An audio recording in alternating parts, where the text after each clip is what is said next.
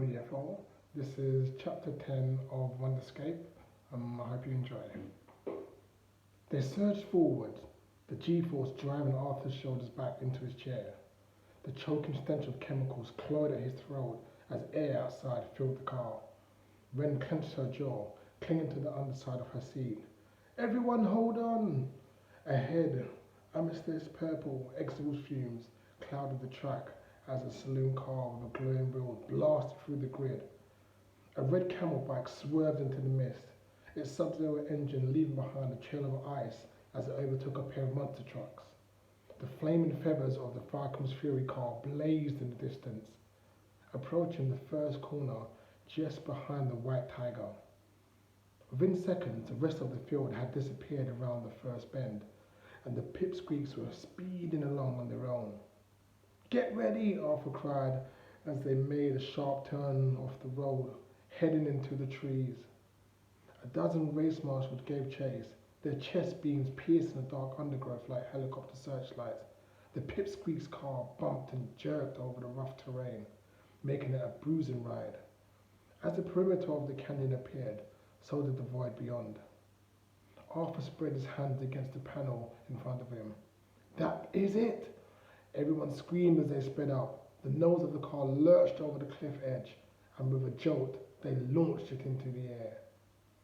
Even though Arthur had been anticipating the fall, nothing could have prepared him for how it actually felt.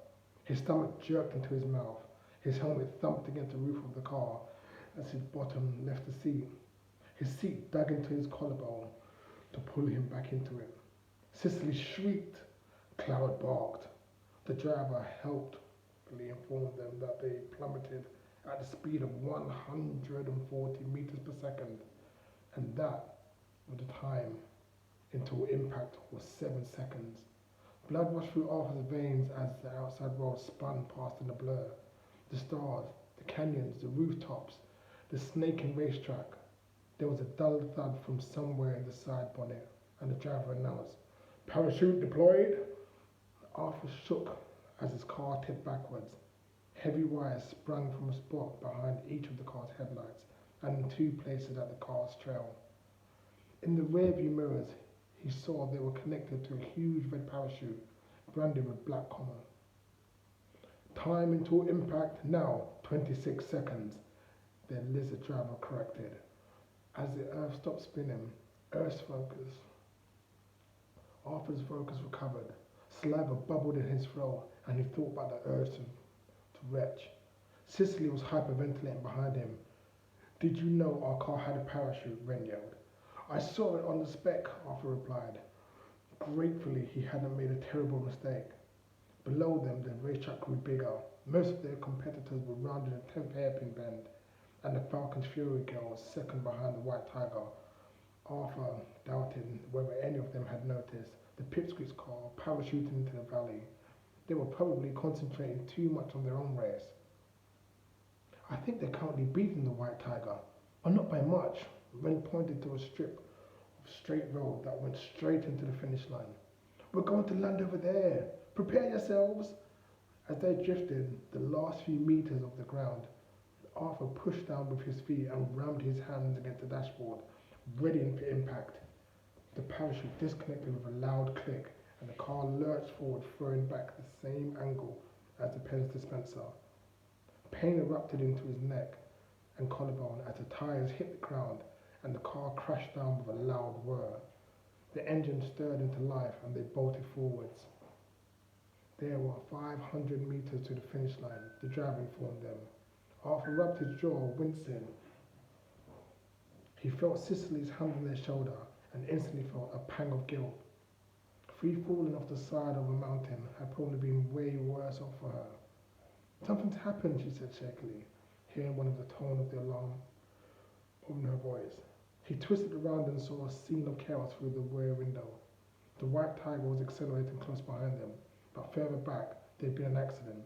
The smoking remains of a car belonging to Falcon's Fury was laying trackside at the 11th turn, surrounded by race marshals. The blonde-haired girls were nowhere to be seen. Arthur hoped they were okay. That rubble could have been them, and they felt lucky the risk had paid off. Gaining on them, the white tiger hurtled around the final corner and eased onto the straight. It's getting closer, Ren shouted as they streaked over the tarmac, still gathering speed. Arthur studied the rear view mirrors, and snarling headlights of the white tiger were growling bigger and bigger. The finishing line was seconds away. An excited mob of supporters had amassed either side of the track, cheering the cars home. There was only one thing Arthur could think to do. It wouldn't make them go any faster, but it might make him feel a bit better. He filled his lungs with air and he bellowed his loudest battle cry as he could, willing the car on. Cicely and Ren joined in, screaming together, "Ah!" And then in a flash, they crossed the finishing line. The action movie soundtrack stopped abruptly and was replaced with a trumpet fanfare and recorded applause. What happened? Arthur asked, panting as his car slowed. The white tiger was braking beside them. He didn't know who had got there first. Did we win, driver? The lizard man bared his pointed teeth and spoke. Congratulations, Pipsqueak. You have completed the challenge. Race of the Warrior. Arthur's head fell back against the headset as he gave a weary sigh. We did it! With a voice in his mind. We won! Said a voice in his mind, but no too overwhelmed to pay attention. A glance in one of the mirrors told them that Cicely's cheeks were flushed and that he had cloud pressed close to her. He reached round and gently touched her knee. It's all right, we're okay. Ren dragged the heels of her hands down the side of her face. That was the scariest thing I've done, ever. Arthur had never felt so relieved, and yet somehow so tense in all his life. His muscles felt like they had morphed from iron to jelly and back again several times in the past few minutes. Without warning, a gaseous red sphere appeared in the middle of the car, hovering between the front seats. Ren reached across to touch it. As soon as her fingers made contact, the sphere evaporated and a white prism appeared in her palm. Another realm key, she said, tucking it into her pocket. As she came to a stop in the middle of the tarmac, the white tiger halted in front of them. The driver's side door lifted open vertically, and a slim figure wearing a white feathered racing suit and darkened helmet stood up and walked towards them. This isn't over yet, Cicely warned. We've got to stay in character. No one can know where we're really from. As a driver or passenger, Arthur wasn't sure if the lizard man too. When the white tiger approached, hundreds of spectators ran on the track behind them, throwing their flags in the air and high-fiving each other. Without invitation, the figure in the white racing outfit opened the rear door of the car and climbed inside. Cicely unstrapped Cloud from his harness and lifted him up on the lap as she shifted over. A voice mumbled something inaudible from inside the helmet. Then, when no one was responding, the figure pulled his helmet off. I said congratulations. The speaker was a beautiful woman with a porcelain skin, a high-bridged nose, and long black hair tied in the nape of her neck with a white ribbon. She bowed her head. You're the first team to ever beat me. Tom Grosen, Cicely exclaimed. The driver's eyes glittered. You know my name? I read about you in A Tale of Hate, Cicely ventured. Arthur was glad she hadn't gone with. I learned about you from the Magdalen character on the back of my phone case. I'm Cicely, this is Arthur, and Ren. And who's this? Tom asked, nodding at Cloud, who had wriggled out of Cicely's lap and padded across to sniff Tom's hip. He's called Cloud, Cicely said, a little embarrassed, sliding him over. I see. Tommy tilted her head and absorbed the details of their faces, from the set of their jaws to the sweat on their skin. Arthur screamed, feeling as though he'd been read like a book. Great boys come in all shapes and sizes, she observed. As she pulled off her driving gloves, Arthur noticed several milk-white scars on her hands that he assumed she'd acquired during combat in the 12th century Japan. He still didn't know how she and Newton were alive in the 25th century, other than it probably involved time travel. Just then, a hand pounded against his window, and another banged loudly on Ren's door. Everyone except Tommy flinched. Arthur made sure his door was locked before peering outside. While they'd been talking, the race supporters had caught up with them. The car was surrounded. Would you rather adjourn this meeting so you can greet your new friends? Tommy asked, reaching for the door handle.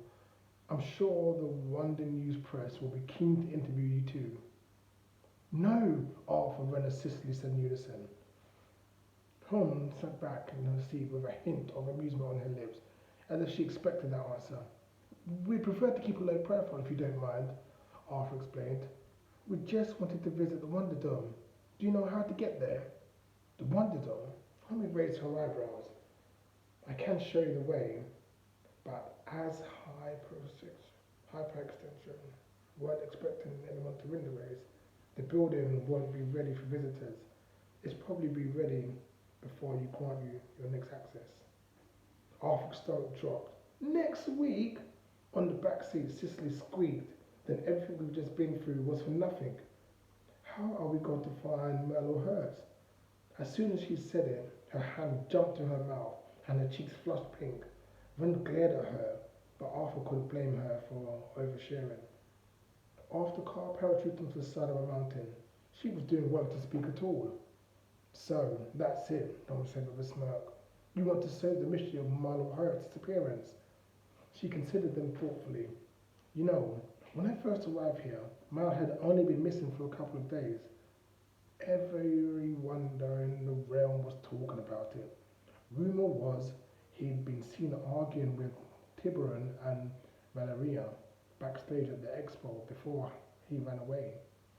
Here, let me show you something. Tommy swapped her hand to the back of Ren's chair, and Arthur blinked as the woven surfaces transformed into a tea-stained sheet of paper with black border. Glimpsing a pattern of metal circles around the headrest, he figured it was something to do with the nanotech again.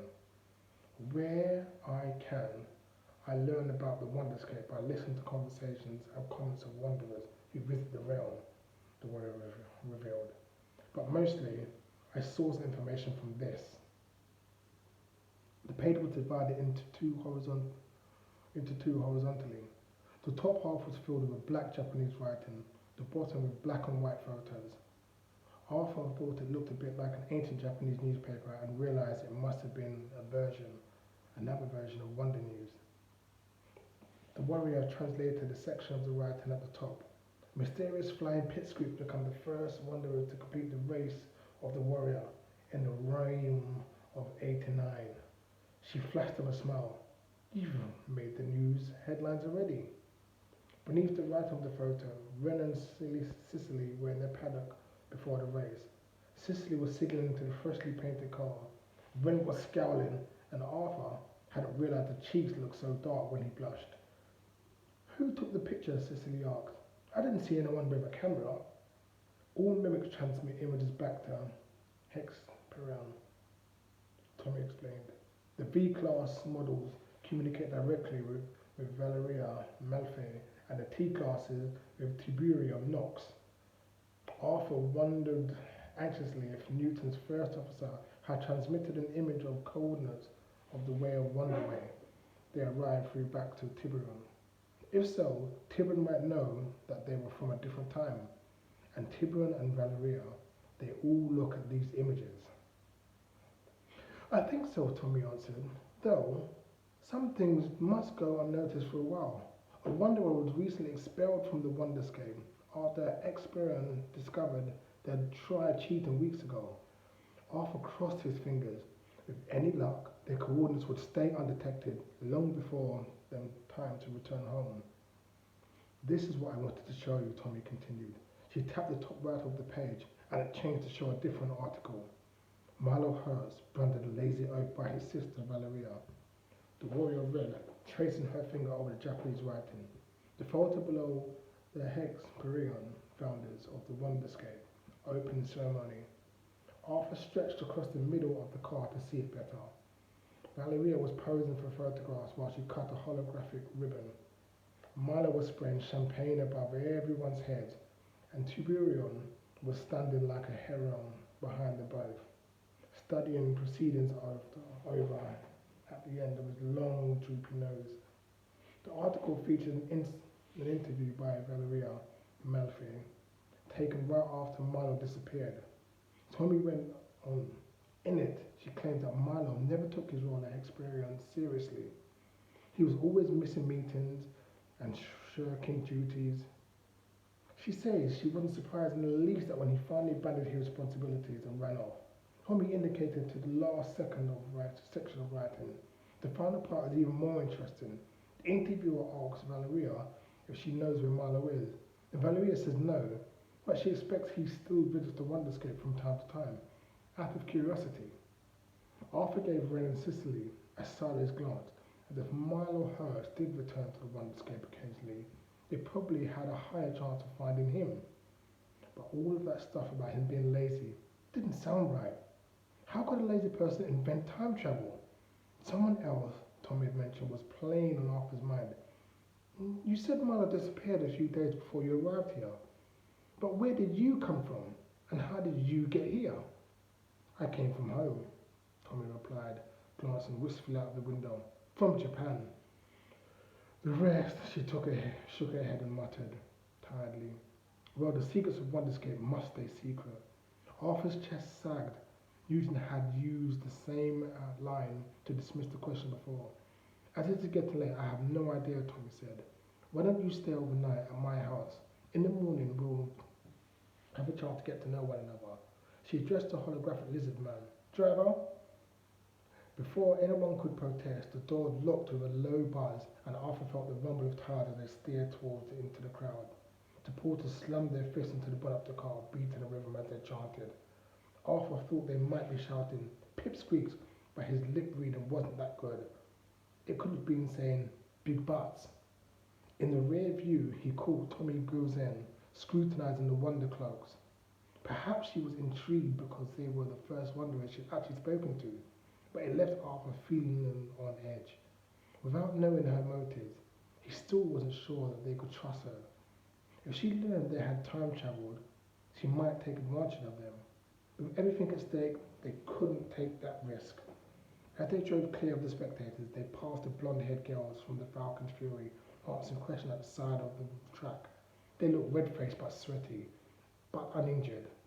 I don't know how they survived, Cicely commented from the back seat. Their car was in pieces.